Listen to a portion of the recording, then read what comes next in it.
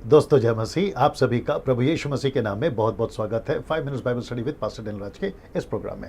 आज का विषय आपके बीच में रखने से पहले दोस्तों जल्दी से याद दिला दो कि अगर आपने अभी तक यूट्यूब चैनल को सब्सक्राइब नहीं किया है तो जल्दी से कर लें।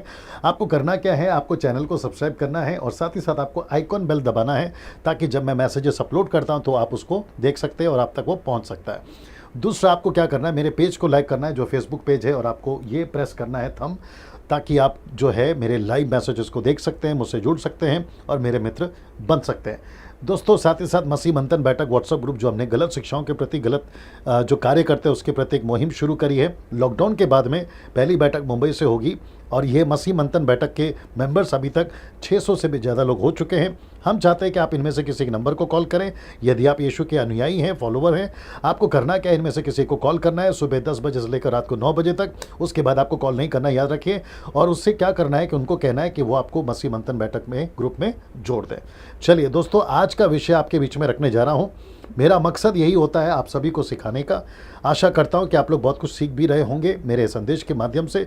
जो शिक्षाएं मैं देता हूँ, याद रखिए, यीशु की कलीसियाएं नहीं, यीशु की कलीसिया है। एक कलीसिया जिसको हम कहते हैं यूनिवर्सल चर्च, सर्वव्यापी कलीसिया या चर्च, हम उसको कहते हैं। और मैं उसी के वसीले से आपसे जो है यूट्यूब के माध्यम से बात करता हूँ। 55,000 से भी ज़्यादा आप जो मेरे सब्सक्राइबर्स हैं, मेरी ये जिम्मेदारी है कि मैं आपको खरी शिक्षा में ले चलूँ और आपको सिखा सकूँ। याद रखिए, डैनियल राज ऐसा कोई स्टेटमेंट नहीं देता जो वचन के बाहर हो, आउट ऑफ कॉन्टेक्स्ट हो, और जो है जांच कर, स्टडी कर कर, हर एक ट्रांसलेशन के साथ स्टडी कर कर फिर मैं आपके बीच में वो सारी बातों को रखता हूँ।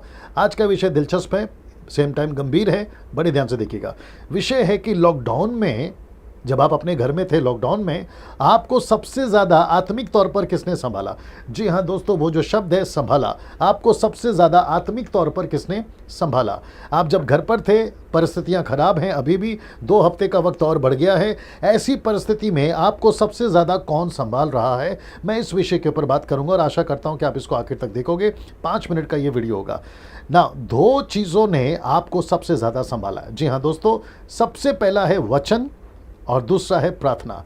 मैं रिपीट करता हूं कि सबसे ज़्यादा है वचन और दूसरा है प्रार्थना। इन 2 चीज़ों से ही आप संभले हैं, डैनियल राज संभला है। और मैं समझता हूं कि भारत में और दुनिया भर में जितनी भी मसीहत है वो इन 2 चीज़ों से ही संभली है। विशेष करके कोरोना वायरस के और लॉकडाउन के दरमियान में जो परिस्थिति चारों तरफ बिगड़ी हुई है, उसमें इन 2 चीज़ों ने आपको संभाला।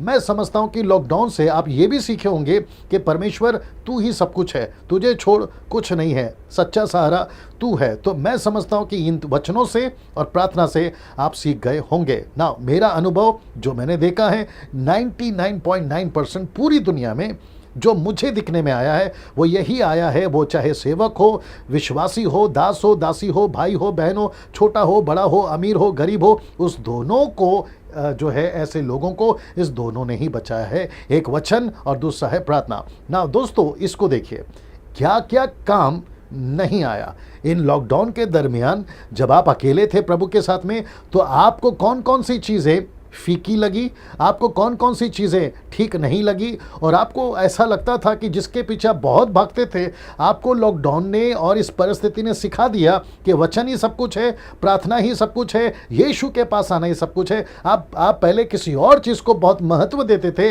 अब आपको लॉकडाउन ने यह सिखा दिया कि महत्व 2 चीज़ों को देना है, और एक है प्रार्थना और दूसरा है वचन या प्रार्थना। ना क्या क्या काम नहीं आया उसकी लिस्ट देखिए। मसीह गीत आपको काम नहीं आए, मसीह म्यूजिक आपको काम नहीं आया, अभिषेकित तेल आपके काम नहीं आया, पानी, अभिषेकित पानी आपके काम नहीं आया, रुमाल आपके काम नहीं आया, साबुन जो कि पंजाब में चलता है, पता नहीं कहाँ से लेकर आए, लेकिन वो भी आपके काम नहीं आया। किसी का ऑनलाइन प्रेयर आपके काम नहीं आया, काउंसलिंग किसी का, वो आपके काम नहीं आया क्योंकि आप उन पर निर्भर थे।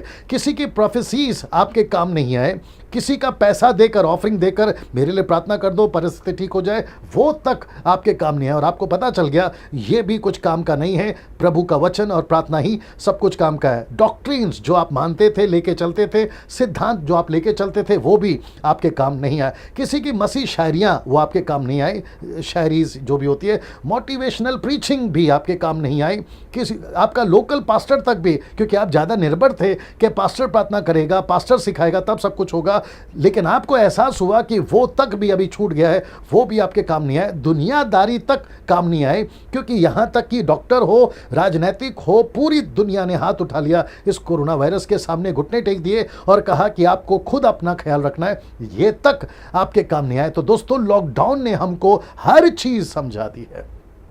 मैं रिपीट करता हूं कि लॉकडाउन ने हमको हर चीज समझा दी है, कौन अपना है, कौन पराया है, क्या सही है और क्या गलत है। तो मैं समझता हूं कि जैसे पतरस और यूहन्ना ने इस वचन में कहा, परंतु हम तो प्रार्थना और वचन की सेवा में लगे रहेंगे, तो मैं समझता हूं कि दोस्तों आप ये समझ गए होंगे कि सबसे बड़ा दो सहारा है, एक है प्रार्थना, दूसरा है वचन। आप जितना वचन खुद स्टडी करोगे वो आपको संभालेगा, आप खुद कितना प्रार्थना में बैठोगे, प्रभु के संगति में बैठोगे, वो आपको संभालेगा। बाकी जितनी मैंने लिस्ट बताई है वो एक तरफ से आपका सपोर्ट नहीं बनेंगे। मैं रिपीट करता हूं कि वो एक तरफ से आपका सपोर्ट नहीं बनेंगे, वचन आपका सपोर्ट बनेगा, सहारा बनेगा, प्रार्थना आपका सहारा बनेगा। आशा करता हूं कि आप सीखे होंगे, समझे होंगे। इसको खूब शेयर करिएगा, अपने जीवन में लागू करिएगा। अगले वीडियो के साथ में फिर मुलाकात होती है। नमस्ते।